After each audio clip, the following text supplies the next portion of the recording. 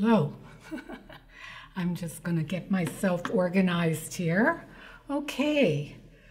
So it is such a pleasure to be here in this company to talk to you about navigating loss. Such an important topic.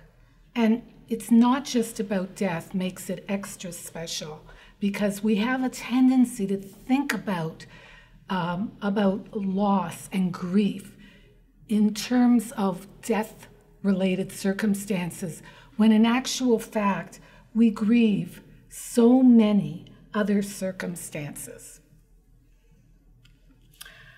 Okay, just to give you a little background on me, I'm in private practice, and I'm a dementia, caregiving, and grief specialist. So, way back I thought, why am I so intrigued with grief that I studied it? I studied it at every opportunity in my university studies. And I finally came up with the answer that I'm a child of Holocaust survivors. My parents survived. They were prisoners of war and survived. And grief from that experience gets transmitted to the next generation. So I'm not a stranger to grief. And by learning about it, it was probably me doing my grief work. So let's start to talk about navigating loss. It's not just about death. I think a good place to start is in looking at the initial steps in navigating loss, the starting point. It's a starting point to physically and mentally prepare you for navigating loss. So think about it, start to be self-monitoring with self-awareness by thinking about, with distressing loss, are you experiencing discomfort and pain, unwelcome change, challenge to cope, and tension? It's okay to be feeling that way. You may not feel that it's okay to be feeling that way, but when you experience something significant, a significant loss, and you're grieving, would you really expect to be going out partying at that time? Feeling happy? So this is almost an expectation that you're going to have these feelings of discomfort, feel that unwelcome change, the challenge to cope, and to be okay with it, rather than trying to squash those feelings or pressuring yourself to feel better. Because if you put pressure on yourself to feel better, it could actually make you feel worse.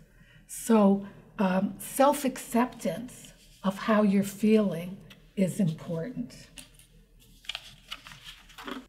Are you relaxation challenged? Now, I thought that everybody could relate to this image. And especially if you're feeling distressed, how annoying is it to be behind a slow driver? It shows you the intolerance that you may experience, not only in driving circumstances, but in other areas, because it does affect your patience level, your tolerance level. So what may help? So let me start with a coping strategy right away.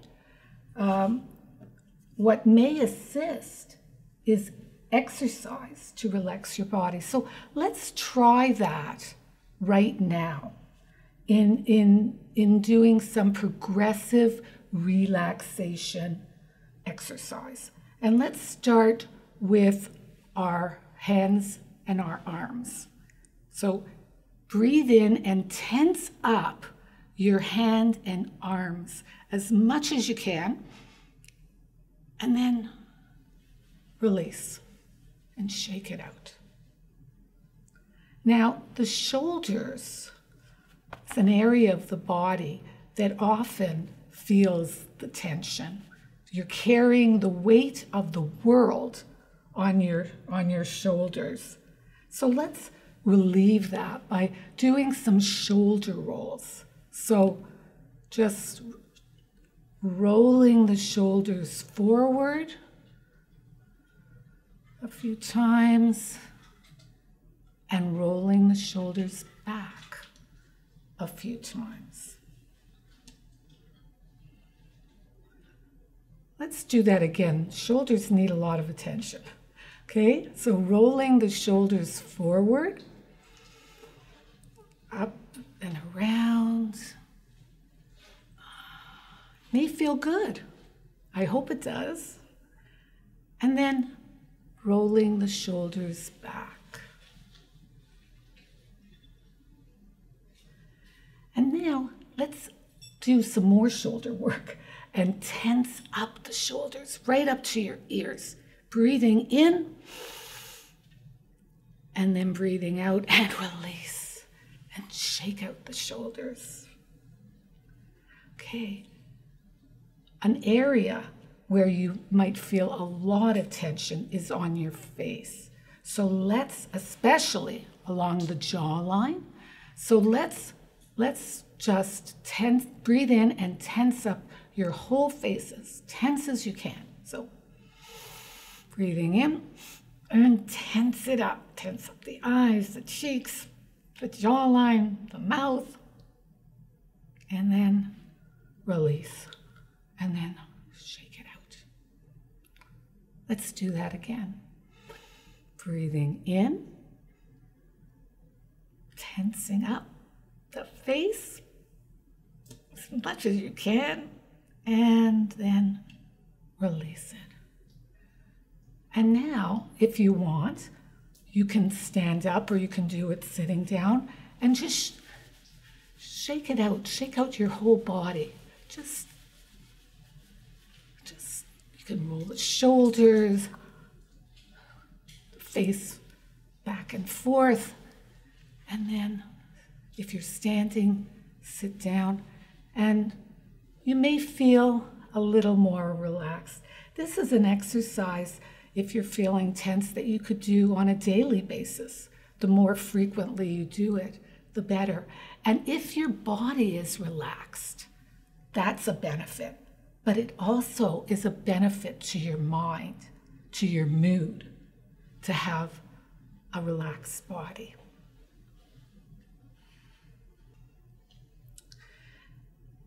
In navigating loss, the initial steps also is to realize and acknowledge how human it is to be experiencing these distressing feelings. You're just human. You're being reactive, and allow it. If you allow it and not resist it, it's better for your well-being. Humankind also, be kind. Be kind to yourself. This may be a new skill that you develop from navigating loss, because you may not be kind to yourself. A way of maybe practicing being kind to yourself, if you are aware that you are not kind to yourself, is to imagine that your best friend or someone close to you is going through what you're going through and is feeling the way you are feeling. If you're feeling distressed, what would you tell this friend or this person that's really close to you? Would you tell them, move on, get on with it? Or would you be compassionate of their situation? So maybe by being kind to yourself, by thinking about how you would handle what you're going through with another person, it might help you to be more patient and tolerant and kind to yourself. Also, relaxation may come easier by being kind to yourself.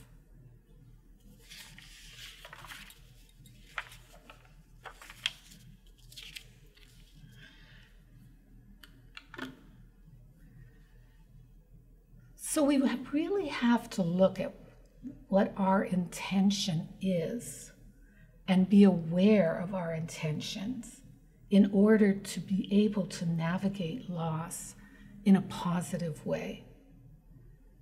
If your intention is to look at this as doom and gloom and take a negative outlook and attitude, the outcome is going to be quite different, and it could probably be a negative outcome, as opposed to taking a positive attitude and being as kind to yourself, being patient and tolerant, and relaxing your body, and with intent to be able to navigate loss easier.